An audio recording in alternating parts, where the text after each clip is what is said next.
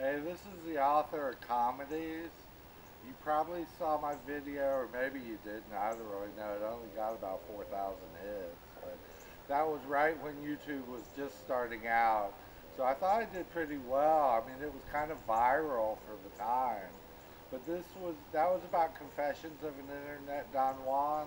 The title of that video was an excerpt from my current novel.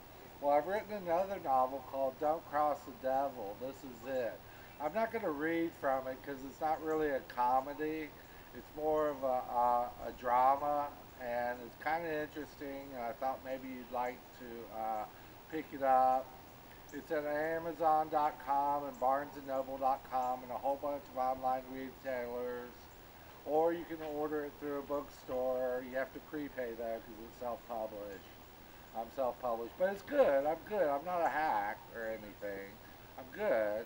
Um, you probably enjoy it, particularly if you're not Christian. If you're Christian, I don't know if you'll enjoy it as much, but I don't really care, so that's up to you. But if you are Christian, you might want to read it anyway. So give a copy to your pastor or something.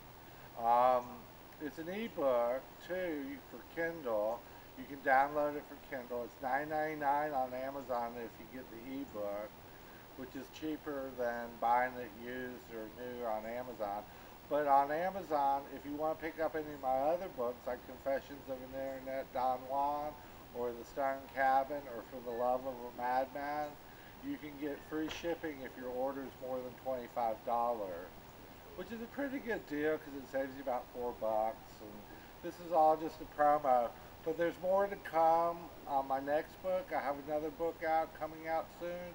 It's called Three Novellas, and I am going to be doing a reading from that book, and it'll be right here. And I'll be doing that shortly, and we're going to post all this to my account on YouTube, and hopefully you'll be interested. And if you're not, I don't really care.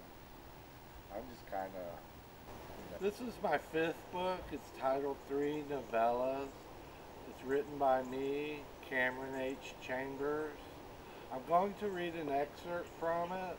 And hold on a second, I gotta open it up. Oh, that was terrible.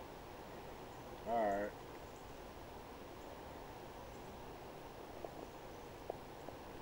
The first novella is titled The Revelation of Chris Devon. That was the revelation of Chris Devon. That's the first novella in the book, Three Novellas. I'm going to start with chapter 3, and we'll read a short excerpt. I was walking along the planet Earth 1 billion years in the future, which was quite a puzzlement to me, seeing as how I knew the year was also 2049. That was the year the shitheads hit the fan. And I figured out why 2028, speaking from my perspective as a 15-year-old boy who was actually born in the 70s and reborn in the 90s, is the next truly important year in Earth's history. Not that there are many people that know about what I did in 2049, especially outside the CIA. It seemed I had done the same thing in 2008. Confused? Me too. I was watching 4D television in a McDonald's when I discovered a potentially tragic future event. It must not have occurred there because I was on planet Earth 1 billion years in the future.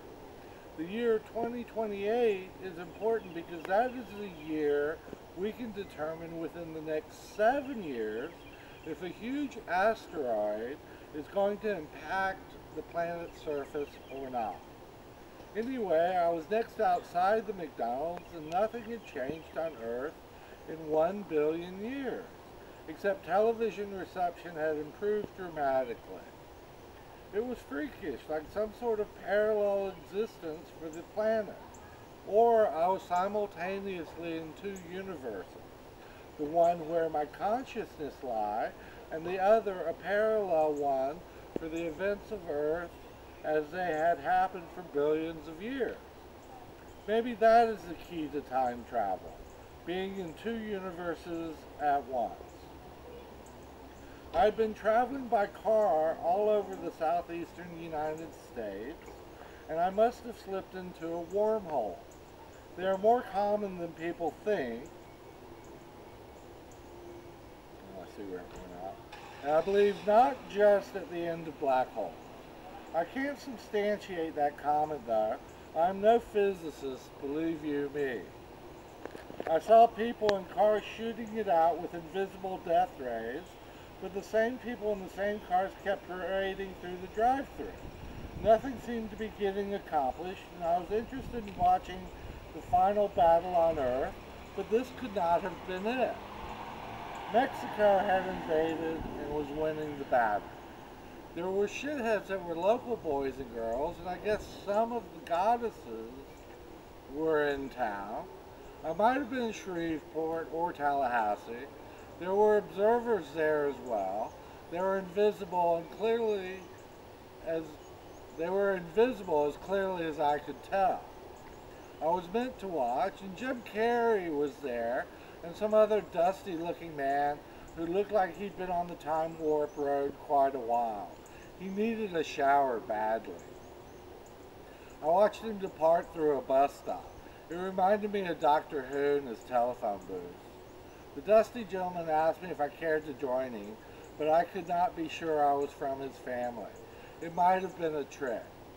I was not sure if my family alone was the first group of authentic time travelers, and I did not want to go and mix things up anymore in case this man was not part of my family. That was an excerpt from the 3rd chapter of the first novella in my 5th book, 3 Novellas. It's available online, Amazon.com, BarnesandNoble.com, a bunch of other online websites will pick it up, and you'll be able to purchase it. It's available in ebook for Kindle. I think for other formats too, but you may have to ask that it be included like in the Sony store and all that sort of stuff if you have like a Sony e-reader or something like that. But anyway, I hope you enjoyed it, and I hope you want to buy the book because I need the money.